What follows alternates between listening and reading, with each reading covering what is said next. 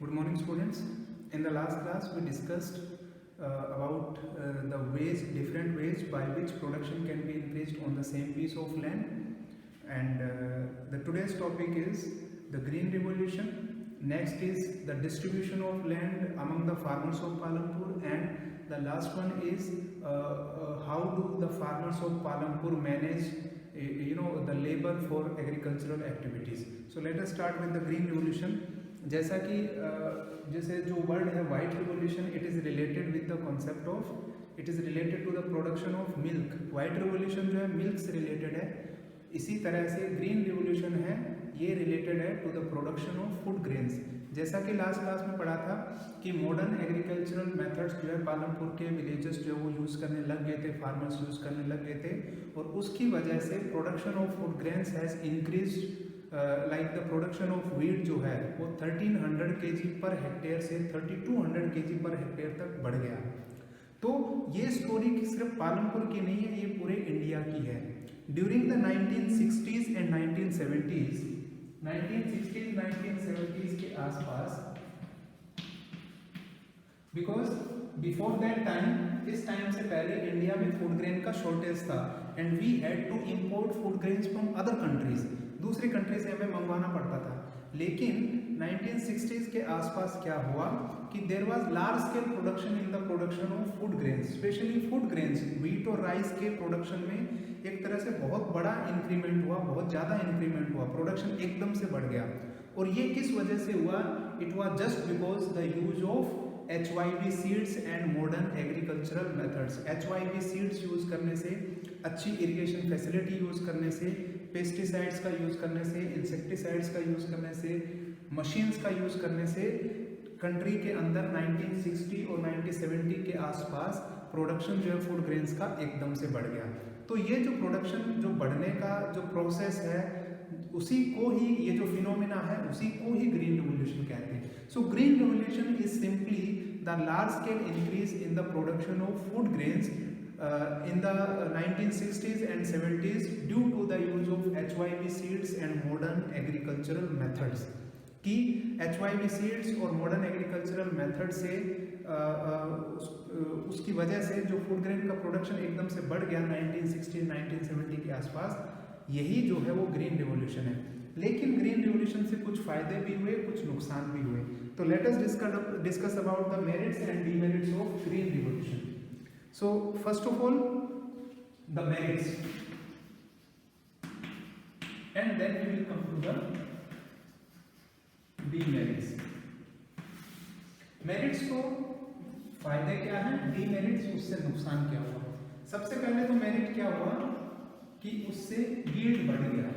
Yield का मतलब simple production से ले सकते हैं, because of the use of HYV seeds and because of the use of modern agricultural method.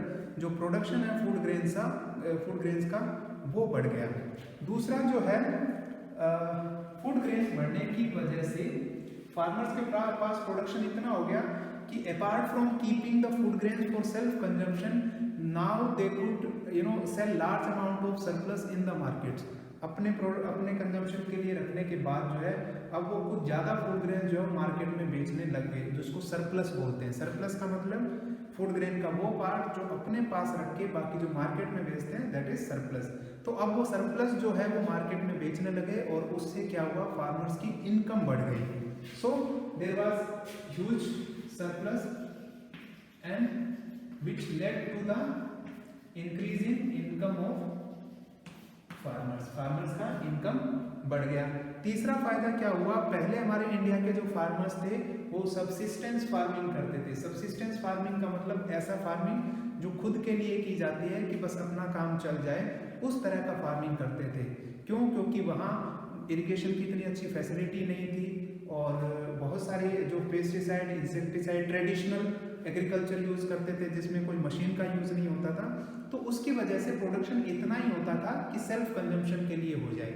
Now the farmers of India turned into the commercial farmers. अब वो commercial farmers बन गए, यानी apart from keeping the production for self consumption, they now put surplus amount of food grains in the market. और food crops के साथ साथ वो क्या करने लगे, वो कैश क्रॉप्स भी उगाने लगे, यानी ऐसी क्रॉप्स जिसको बेचने से प्रॉफिट होता है, जो खाने के लिए नहीं होती है, जैसे कॉटन हो गया, ठीक है, ये फसल जो है वो कैश क्रॉप्स हैं। तो इस तरह से जो ओरिएंटेशन है फार्मर्स का, वो सब्सिस्टेंस फार्मिंग से कमर्शियल फार्मिंग की तरफ चला गया। तो मेरिट्स क्या क्या हो गए, पहला मेरिट्स तो ये कि यील्ड बढ़ गया, प्रोडक्शन बढ़ गया। दूसरा, प्रोडक्शन बढ़ने से सरप्लस बढ़ा और फार्मर सरप्लस को मार्केट में बेचने लगे, जिससे उनका इनकम बढ़ गया। और तीसरा जो है वो ये है कि the orientation of farmers change from subsistence farming to commercial farming. अब वो है फार्मिंग को एक प्रॉफिट बिजनेस के रूप में देखने लगे। Now what are the demerits? Demerits actually इसके हैं। पहला डीमेरिट्स तो ये है कि बार बार केमिकल फर्टिलाइजर्स के यूज होने से सोइल का फर्टिलिटी चला गया। सोइल जो है लेस फर्टाइल हो गई, क्योंकि केमिकल का यूज करने से जो इम्पोर्टेंट जो बैक्टीरिया है, जो बेनिफिशियल बैक्टीरिया है, जो प्रोडक्शन के लिए जो क्या कह सकते हैं, जो फायदेमंद बैक्टीरिया है, वो खत्म होने लगे, जिसकी वजह से सोइल जो है वो इनफर्टाइल हो जा रही है, सोइल की फर्टिलिटी कम हो जा रही है। दूसरा, सोइल फर्टिलिटी जो है वो चला गया नीचे।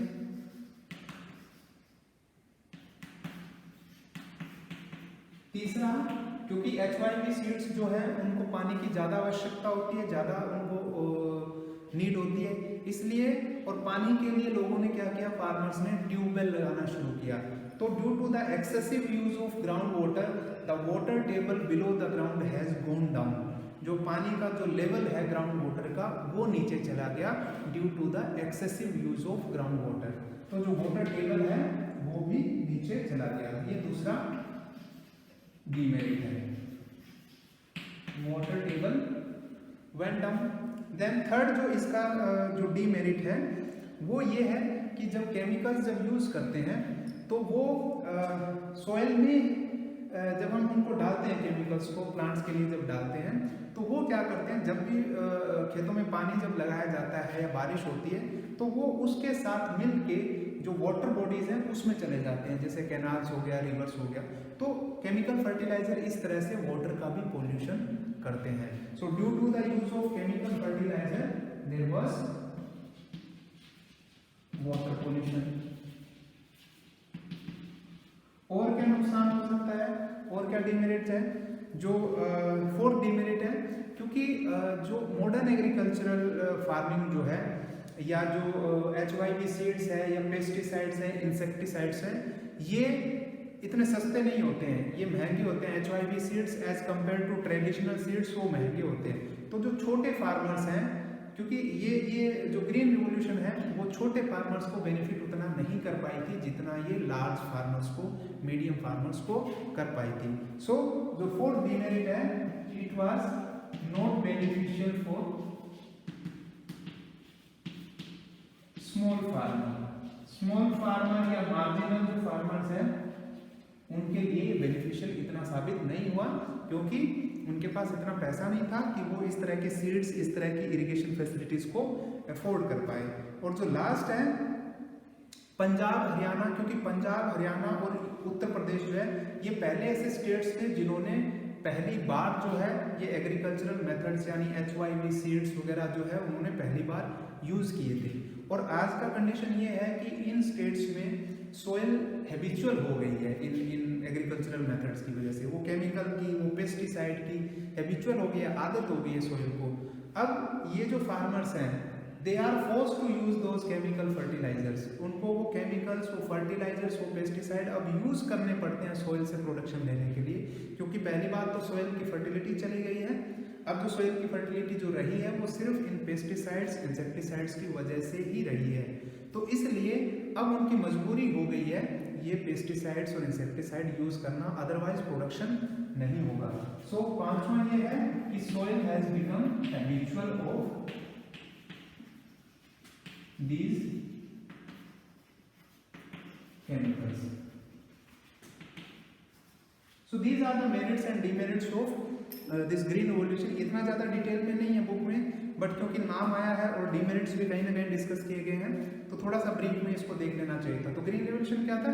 It was increase in the large scale, it was large scale increase in the production of food grains during the 1960s and 70s due to the use of HYB seeds and modern agricultural farming. इसके merits क्या क्या हैं? इसके जो yield बढ़ गया, large scale increase हो गया उसमें सरप्लस में, और उसकी वजह से फार्मर्स का इनकम बढ़ गया। तीसरा था कि अब जो है फार्मर्स कमर्शियल फार्मिंग की तरफ बढ़ गए। अब हमारे जो फार्मर्स हैं वो सब्सिस्टेंस फार्मर्स ना रह के वो कमर्शियल फार्मर्स हो गए। डीमेरिट्स क्योंकि ज़्यादा है, सॉइल फर्टिलिटी कम हो गया है केमिकल के यूज़ की वजह से, वाटर टेबल नीचे चला गया है ज़्यादा पानी के यूज़ करने की वजह से, और केमिकल्स की वजह से वाटर पॉल्यूशन होता है। स्मॉल फार्मर्स को ये ज़्यादा बेनिफिट नहीं कर पाए। और लास्ट वाला है कि now the soil has become habitual of these chemicals and now the farmers of Punjab and Haryana they are forced to use those chemicals to get the production from the land, otherwise they can't get the production. So next topic is there is one headline, एक heading दी हुई है will the land sustain, क्योंकि हम headline जो headings है उसके हिसाब से जा रहे हैं, तो एक heading दी गई है will the land sustain, कि जो लैंड है ये जो मॉडर्न एग्रीकल्चर मेथड्स यूज करें इसको झेल पाएगा क्या, इसको सस्टेन कर पाएगा क्या? तो नहीं कर पाया। इसके जो डीमेरिट्स हैं, जो ग्रीन रेवोल्यूशन में जो डीमेरिट्स हैं वही सारे इसके भी हो जाएंगे कि लैंड में क्या क्या, लैंड या अदर रिसोर्सेज जो है एनवायरनमेंट पे उस पर मॉडर्न एग्रीकल्चरल मेथड का क्या असर पड़ा है, बुरा असर पड़ा है, वो इसमें हम इसमें भी लिख सकते हैं। So next topic is which is the main topic, the land distribution in Palampur.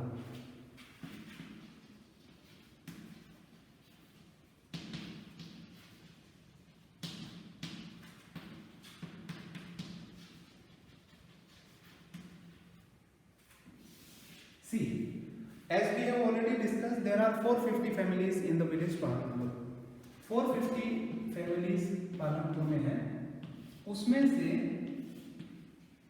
150 families ऐसी हैं जिनके पास कोई लैंड है ही नहीं, दे आर लैंडलेस फैमिलीज। ज़्यादातर उसमें दलित्स हैं जिनके पास कोई लैंड नहीं है और वो क्या करते हैं, दूसरों के फार्मिंग पे या दूसरों के फार्म में जाके वहाँ लेबर करके वो अपना काम चलाते हैं। सो 150 फैमिलीज आर लैंडलेस।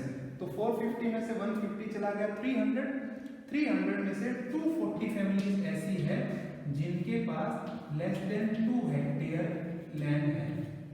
240 फैमिलीज ऐसी हैं जिनके पास 2 हेक्टेयर से कम जो लैंड है। Hectare is a unit for measuring land, 1 hectare equals to 10,000 metre square. अब 450 में से 150 चला गया 300, 300 में से 240 चला गया 60, बची हुई जो 60 फैमिलीज है they are having more than 2 hectares land. 60 families ऐसी हैं जिनके पास 2 हेक्टेयर से बड़ा साइज का लैंड है। तो ये जो फैमिलीज होती हैं जिसके पास 2 हेक्टेयर से कम है उनको स्मॉल फार्मर्स कहते हैं, और ये जो फैमिलीज हैं जिनके पास मोर देन 2 हेक्टेयर लैंड है इनको मीडियम एंड लार्ज फार्मर्स कहते हैं। लार्ज इसलिए हैं क्योंकि इसमें से, क्योंकि मोर देन 2 तो कितना भी हो सकता है ना, तो इसमें से जिनके पास मोर देन 2 हेक्टेयर लैंड है इसमें से कुछ ऐसे फार्मर्स हैं जिनके पास 10 हेक्टेयर से भी ज़्यादा लैंड है। तो मोर देन जो 10 हेक्टेयर वाले हैं वो लार्ज फार्मर्स में आ जाते हैं। तो less than 2 hectare small farmer, 2 से 10 हेक्टेयर है वो मीडियम फार्मर्स, और मोर देन 10 हेक्टेयर वाले जो हैं वो लार्ज फार्मर्स हैं। मैं ये क्लासिफिकेशन इसलिए बता रहा हूँ क्योंकि बार बार जब चर्चा होगी तो उसमें 2 ग्रुप बनेंगे फार्मर्स के। पहला तो स्मॉल, ये एक अकेला ग्रुप है, दूसरा मीडियम एंड लार्ज फार्मर्स हैं। तो इनको ये अलग ग्रुप है जो मीडियम एंड लार्ज फार्मर्स का है, और ये अलग ग्रुप है जो स्मॉल फार्मर्स का है। ठीक है, तो इस तरह का लैंड डिस्ट्रीब्यूशन पालमपुर में है। Out of 450 family 150 do not have any land, they are landless families. Then of the remaining 300 families 240 have land less than 2 hectares, and the remaining 60 families have land size which is more than 2 hectare. So जो less than 2 hectare है वो small family में आ जाते हैं, more than 2 hectare वाले large और medium families में आ जाते हैं। लार्ज वाले कौन से हो गए, जो मोर देन 10 हेक्टेयर वाले, 2 से 10 वाले कौन से हो गए, मीडियम फार्मर्स हो गए। सो this is the land distribution in Palanpur. Next is another important topic, क्योंकि हम पालनपुर का फार्मिंग एक्टिविटी पढ़ रहे हैं तो देख लेते हैं कि पालनपुर में जो है जब फार्मिंग करते हैं तो उनके पास जो लेबर है वो कहाँ से आता है। सो प्रोविजन ऑफ लेबर, क्योंकि labour is an important factor of production. हम 1 बाय 1 जो है इस चैप्टर में सारे पढ़ेंगे कि पालनपुर में लैंड, अभी लैंड पढ़ लिया कि लैंड का डिस्ट्रीब्यूशन कैसा है, उसके बाद लेबर पे आएंगे, अभी जो इंपॉर्टेंट टॉपिक है लेबर कहाँ से आता है, फिर कैपिटल पे भी आएंगे कि कैपिटल उनके पास कहाँ से आता है फार्मिंग के लिए। So the next topic is provision of labour. अब हमने क्योंकि 2 ग्रुप बना लिए हैं, पहला है स्मॉल फार्मर्स और दूसरा है मीडियम एंड लार्ज फार्मर्स। बहुत सिंपल सा है, स्मॉल फार्मर है, उनके पास क्योंकि लैंड का साइज छोटा होता है तो वो अपना लेबर जो है खुद प्रोवाइड करते हैं, उनके फैमिली मेंबर्स जो है आपस में मिल के ही खेत का सारा काम कर लेते हैं। So small farmer along with their families cultivate their own fields. तो स्मॉल फार्मर खुद वो अपनी फैमिली के साथ मिलके ही अपने फार्म पे काम कर लेते हैं, लैंड को कल्टीवेट कर लेते हैं। So they provide the labour themselves, खुद ही लेबर जो है वो प्रोवाइड करते हैं, they provide the labour themselves. तो ये क्या करेंगे मीडियम एंड लार्ज फार्मर, इनके पास लैंड का साइज बड़ा है, so they will hire the farm labours, they will hire the farm labours. Farm labours का मतलब ये वो लोग हैं जिनके पास खुद का लैंड नहीं है। तो मीडियम और लार्ज फार्मर क्या करते हैं, क्योंकि उनके पास बड़ा लैंड साइज है और वो खुद उस पर काम नहीं कर सकते हैं, तो वो क्या करते हैं, इन फार्म जो लेबरर्स हैं उनको हायर करते हैं, उनको वेजेस के बदले में उनसे काम करवाते हैं। अब फार्म लेबरर की कंडीशन के बारे में 2-4 चीज़ें लिखेंगे, देखेंगे कि क्या क्या है। लेकिन लेबर का मेरे ख्याल से कॉन्सेप्ट क्लियर है कि लेबर कहाँ से मिलता है। स्मॉल फार्मर तो अपने आप ही काम कर लेते हैं, अपना लैंड साइज छोटा है इसलिए खुद ही लेबर प्रोवाइड करते हैं। मीडियम और जो लार्ज फार्मर्स हैं वो फार्म लेबरर्स को हायर करते हैं। Now let us see who are the farm labourers और उनकी कंडीशन क्या है।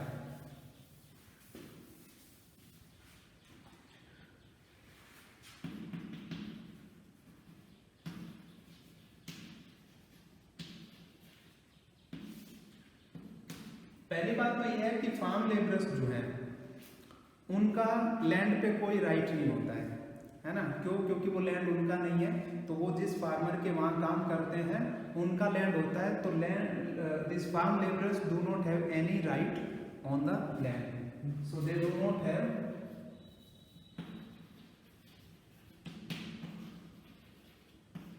Over the land, they do not have any right over the land. तो वो क्या करते हैं, जो फार्मर्स हैं उनको वेजेस के बदले में रखते हैं, उनको वेजेस देते हैं और दे आर पेड वेजेस